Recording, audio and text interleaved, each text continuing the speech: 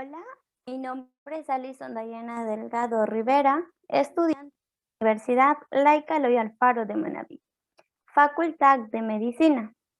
Curso el primer semestre paralelo C, Cátedra Anatomía Sistemática, dada por la docente doctora Amelia Arteaga. El tema que voy a hablar hoy es acerca del plexo cervical.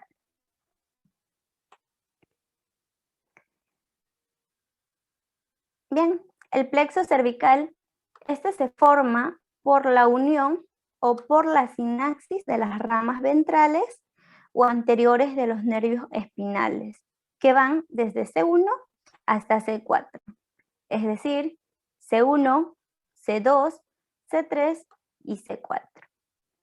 Los nervios espinales, como lo son C1, C2, C3 y C4, van a dar dos ramos, que son los ramos anteriores y los ramos posteriores. Bien, en los ramos anteriores se van a subclasificar en dos tipos de ramos, que son los ramos ascendentes y los ramos descendentes. Bien, el C1, al comunicarse con el C2, van a dar a los ramos descendentes, y el C2, al comunicarse con el C1, van a dar los ramos ascendentes, y así sucesivamente. El C2, al comunicarse con el C3, van a dar al ramo descendente, y el C3, al comunicarse con el C2, van a dar ramos ascendentes. El C3, al comunicarse con el C4, van a dar ramos descendentes, y el C4, al comunicarse con el C3, van a dar ramos ascendentes. El C4, en su ramo descendente, al comunicarse con el C5, van a formar la constitución del plexo braquial. Y el C1 no va a tener un ramo ascendente, debido a que no va a tener con quién comunicarse. Es por eso que se forman los arcos, o también conocidos como asas. C1 y C2 van a formar el asa del atlas, el C2 y el C3, el asa del axis, el C3 y el C4 van a formar el tercer asa. Bien, el plexo cervical en su distribución va a proporcionar tres clases de ramos, que son los ramos motores o profundos, los ramos cutáneos o superficiales y los ramos comunicantes.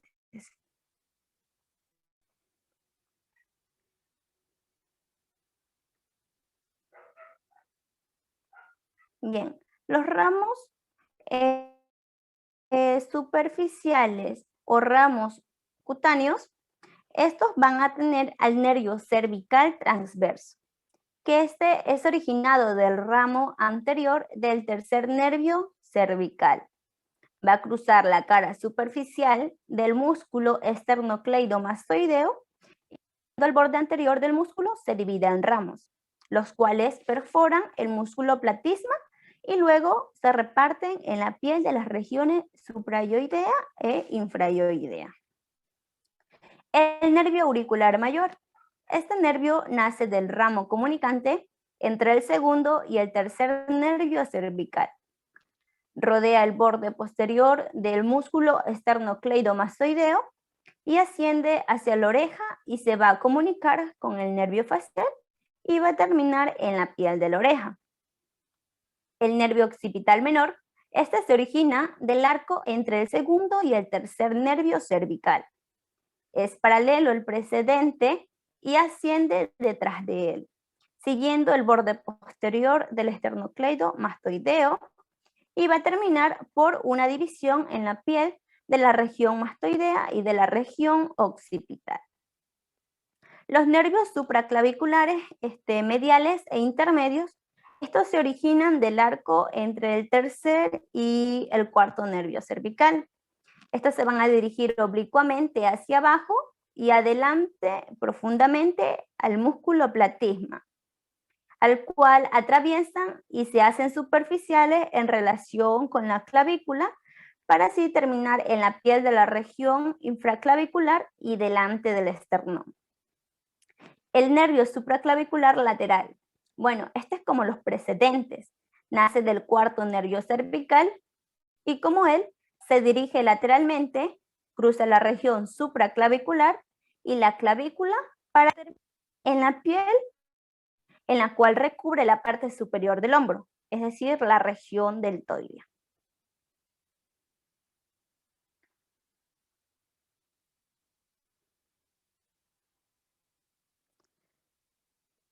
Bien, aquí tenemos los ramos motores o profundos. En estos ramos van a suministrar al músculo recto lateral de la cabeza y a los tres primeros músculos intertransversos, a los músculos prevertebrales recto anterior de la cabeza, al músculo largo de la cabeza y al músculo largo del cuello, y a lo que es la porción superior de los músculos escaleno anterior, escaleno medio, elevador de la escápula y el músculo romboide. Además, va a suministrar a dos ramos motores que son de suma importancia, que son precedentes, como tales son el nervio frénico y el ramo descendente. Este nervio frénico va a nacer por medio de una raíz principal del cuarto nervio cervical y mediante dos raíces secundarias inconstantes de los nervios cervicales tercero y quinto. Desde su origen desciende a través del cuello y del tórax hasta el diafragma en donde termina. En el cuello, el nervio desciende en la vaina facial del músculo escaleno anterior, al principio a lo largo del borde lateral de este músculo hasta el punto donde recibe el ramo del quinto nervio cervical. En la base del cuello, el nervio frénico está situado en la porción medial del músculo escaleno anterior y se va a proyectar en el intersticio en el cual va a separar las cabezas externales de las cabezas claviculares de los músculos esternocleidomastoideos. A la entrada del tórax, este nervio frénico derecho va a discurrir entre la arteria y las venas subclavias. En el tórax, el nervio frénico desciende por el lado posterolateral del tronco brachiocefálico derecho y después sobre la cara lateral de lo que es la vena cava superior. En su distribución, este nervio frénico derecho va a dividirse por lo general superiormente y muy cerca del diafragma en 3 o 4 ramos, los cuales penetran en el diafragma y pasan bien por la porción lateral del orificio de la vena cava y se van a dividir en 2 ramos, que son los ramos musculares superiores y los ramos abdominales, que en sus ramos musculares superiores, estos de aquí son destinados a la porción esternocostal del diafragma, y el otro ramo, que es el ramo abdominal, este va a inervar sobre todo los pilares. Y el nervio frénico izquierdo, este se va a dividir de forma similar al nervio frénico derecho y se dividen en 2 ramos, que son los ramos musculares superiores, que estos están destinados a la porción esternocostal del diafragma, en los cuales presentan la misma disposición que el nervio frénico derecho.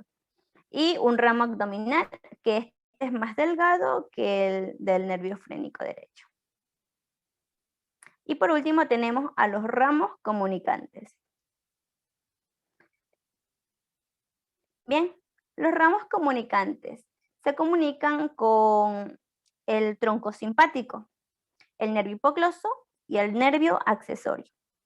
Bien, en las comunicaciones con el tronco simpático se efectúan mediante 3 o 4 ramos, que van desde los 3 o 4 primeros ramos cervicales hasta el ganglio cervical superior. En la comunicación con el nervio accesorio, por una parte, este se va a comunicar en el espesor o en la cara profunda de lo que es el músculo esternocleidomastoideo, por medio también de un ramo de la segunda asa cervical. Por otra parte, profundamente el músculo trapecio mediante un ramo en el cual se desprende del tercer nervio cervical. Y por último, la comunicación con el nervio hipogloso, que este se comunica por medio de uno o dos ramos que se desprenden de la asa cervical y mediante el ramo descendente del plexo cervical. El ramo descendente van a ser de los ramos anteriores del segundo y tercero del plexo cervical mediante dos raíces distintas. Este va a descender rodeando de posterior a anterior la cara lateral de lo que es la vena yugular interna y se va a comunicar anteriormente a dicha vena a la altura del tendón intermedio del músculo homoioideo con el ramo descendente del nervio hipogloso. Gracias.